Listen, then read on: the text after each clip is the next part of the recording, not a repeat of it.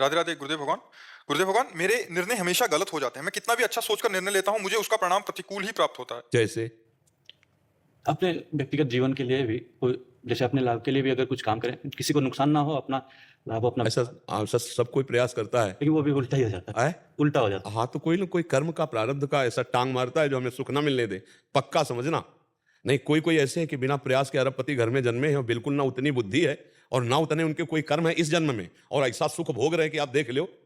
कोई बुद्धि नहीं है इस कोटि की और बड़े बुद्धिमान, बहुत बुद्धि तेज है और बहुत कर्म प्रवीण है, कर्म करने में भी बहुत संभाल के करते हैं, लेकिन फल में उनके हाथ नहीं लगता क्योंकि पूर्व का कर्म हमें हर क्षण बाधा पहुंचाए चला जा रहा है। तो हमको दबना नहीं है। अगर हमको इस जन्म में उन्नति प्राप्त करनी तो भजन जरूर, भजन ही काट सकता है आपके कर्म और कोई प्रवीणता काम नहीं करेगी। भजन बल से हम बढ़ सकते हैं। जो लोग को जिनको ये दिखाई देता है ना कि वो पाप कर्म कर रहे हैं, वो बढ़ रहे हैं, वो उनका पूर्व का पुण्य है और उनको बढ़ने दिया। और जो अभी पाप कर्म कर रहे हैं और जब वो पुण्य क्षय होगा और पूर्व का पाप मिलेगा तो विध्वंस हो जाएंगे, पक्का समझ लो और आंख खोल के देख लो। तो दुराचारी, अधर्माचरण करने वाला, पापाचरण करने वाला सरसब्ज दिखाई दे तो ये समझ लेना उसकी अंतिम इच्छा पूर्ति की जा रही है, अब इसका नाश निश्चित है। लेकिन धर्म पूर्वक जो चल रहे हैं वो बहुत कष्ट पा रहे हैं। ये बिल्कुल विश्वास रखें कि हमारे पाप नष्ट हो रहे हैं और मैं आगे उन्नति को प्राप्त होऊंगा। पर धर्म का चलना और भगवान का स्मरण करना ये सतत बनाए रखे, तोड़े ना, तो आज नहीं तो कल जरूर प्राप्त होगा। किसी भी धर्मात्मा के जीवन में देख लो तो उसका जीवन दुखमय मिलेगा, पक्का मिलेगा। और जब परिणाम आएगा तो निहाल हो जाओगे। बस चुप रहो। किसान भी फसल बोता है तो 6 महीना लगता है। अभी ऐसा नहीं कि गेहूं फेंक दिया दूसरे दिन वो 50 बोरा वहां से गेहूं ले आया, ऐसा नहीं है। वो जब 4-5 महीने सेवा करता है तब जब फसल तब वो 50 बोरा, एक बोरा फेंका तो 50 बोरा वहां से लाता है। तो ये सत्कर्म, भगवान नाम जब, भले उन्नति आज हो रही लेकिन आपको शांति रहेगी, आपका चित्त प्रसन्न रहेगा और आप डिप्रेशन में नहीं जाएंगे। आगे आपकी उन्नति निश्चित होगी, ये विश्वास कर लीजिए, पक्का विश्वास कर लीजिए। जो धर्म से चलता है वो एक दिन उन्नति को प्राप्त होता है। जैसे सुदामा जी, तो एक दिन सुदामापुरी बलि की नहीं। एक दिन था कि घर में लौट के जब आते तो पत्नी पूछती कुछ लाए क्या? बोले कुछ नहीं मिला। तो तुलसी दल जो भोग भी अर्पित करती वही 3-4 हिस्सों में करके जब कई दिन हो गए तो उन्होंने कहा कि हम तो जी सकती हैं, आप जी सकते हैं, लेकिन ये बच्चे नहीं जी सकते। कैसे? वो श्री कृष्ण श्री कृष्ण श्री कृष्ण श्री कृष्ण कृष्ण कृष्ण करते रहते हो ऐसा। तो एक दिन भगवान ऐसे प्रसाद पा रहे थे, भोगारोग रहे थे, तो ऐसे प्रथम कवर ही ऐसे करके ऐसे हो गए। तो रुक्मिणी जी ने कहा ये स्थिति आपकी तब होती जब कोई भक्त दुखी होता है। कौन भक्त दुखी? तो उनका, मेरे एक मित्र हैं बचपन के सुदामा जी, कई दिन हो गए आज उनके घर में भोजन नहीं। बोले प्रभु आपका मित्र हो, भोजन नहीं, आप इशारा करो त्रिभुवन की राज लक्ष्मी, क्योंकि माँ लक्ष्मी का अवतार है रुक्मिणी जी। बोले इशारा तो तब करे ना जब उसके अंदर इच्छा हो, उसके अंदर इच्छा ही नहीं। तो रुक्मिणी जी ने कहा प्रभु अब हम नहीं सह सकती, आप जाओ और इच्छा जागृत करो।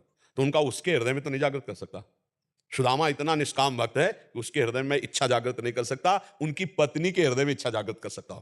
तो भगवान एक भिक्षुक के रूप में गए, कहा भिक्षाम दे। तो अतिथि धर्म का ज्ञान रखने वाली सुदामा जी की पत्नी निकली और उन्होंने कहा कि मैं आपको भिक्षा नहीं दे सकती क्योंकि मेरे यहाँ एक संतान हुई है जिससे मैं अपवित्र हूँ। एक जनना सोच होता है, एक मरना सोच होता है। तो मेरे यहाँ जनना सोच है, मैं तुम्हें भिक्षा नहीं। तो बोले मैं 10 दिन बाद आ जाऊंगा। बोले फिर भी नहीं दे पाऊंगी। क्यों? क्योंकि ये जो हमारी अपवित्रता वो दूर होने वाली नहीं। बोले ऐसा क्या? बोले स्पष्ट बताऊं, दरिद्रता रूपी संतान को हमने जन्म दिया है। दरिद्रता अर्थात मेरे पास कुछ नहीं कि मैं आपको दे दूं। तो उन्होंने सुना है तुम्हारे पति द्वारिकाधीश के मित्र हैं, क्या तुम्हें पता नहीं है? कभी याद दिलाना, अगर एक बार द्वारिका चले गए तो निहाल हो जाएंगे स्वयं भगवान। और भगवान जब उनकी पत्नी आई तो उन्होंने कहा सुना है आपके मित्र श्री कृष्ण द्वारिकाधीश है। बोले हाँ। तो बोले आप जाओ ना, अगर वो आपकी ऐसी दशा देखेंगे ना तो कुछ ना कुछ तो व्यवस्था करें। बोले कभी नहीं जाऊंगा, व्यवस्था के लिए मैं कभी नहीं जा सकता। तो उनका मिलने तो जा सकते हो? बोले हम मिलने जा सकते हैं, पर समस्या है अपने मित्र से मिले या गुरु से मिले जाके या अपनी कन्या के यहाँ जाए तो कुछ ना कुछ होना चाहिए। तो हमारे दोस्त के लिए कुछ, तो वहां क्या था, एक पड़ोसन के आ गई तो उसने चावल के पछोरने वाले जो आगे तंदुल होते टूटे हुए, हाँ वो दिए। तो वो भी फटे कपड़े में लेकर के भगवान के लिए भेंट। और द्वारिका, और हालत ये थी कि बिवाई पैरों में फटी हुई, फटा कपड़ा, और मित्र कौन है? द्वारिकाधीश। आप देख लो जरा कैसी धर्म की परीक्षा होती। भगवान के कान में ये भी पड़ा कि सुदामा जी मिलने आए, तो ऐसे भागे कि पूछो मत।